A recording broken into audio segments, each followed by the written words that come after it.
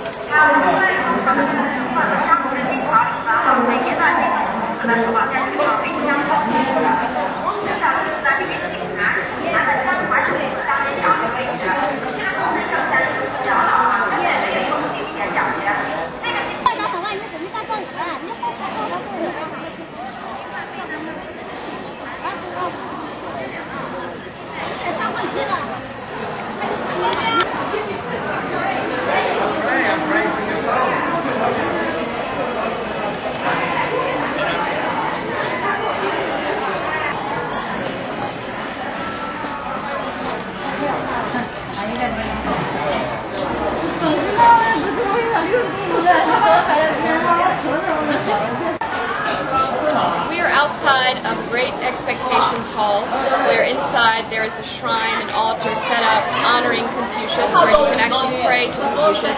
And outside, and just behind me, you can see these magnificent dragon columns. These are the only dragon columns in China. And when the emperor used to visit here to worship to Confucius, they would cover these columns in yellow cloth because he was very envious of these because they were more beautiful than what he had at his home at the Forbidden City. So when the emperor came, they covered these beautiful columns since they were the only dragon columns in China.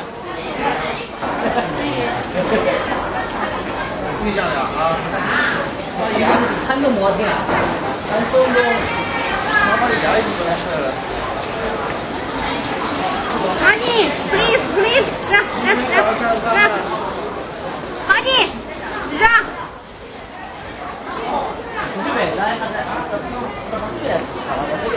we're at the tomb of Confucius, the man himself. This whole area is a great, huge natural forest, as they call it. It's got at least 10,000 graves in it, many of them descendants of Confucius. The Kong, many people named Kong, K-O-N-G, are descendants of Confucius.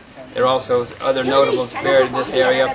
Lots of different kinds of trees, because Confucius' students would bring the trees here to plant them from all over China. So it's a very thick natural forest with lots of graves scattered around. They're not in rows as they would be in Western cemeteries. But this tomb, this stone here, was only put up by the 50th generation descendant of Confucius, so it was not here in the beginning. In fact, for about 1,800 years, there was really no marker for Confucius' grave. So we presume this is where he was buried. One of his students, one of his faithful students, came and stayed near the tomb for 6 years after Confucius died, so perhaps this is the exact spot. He lived in this house here, or a house that preceded this house here.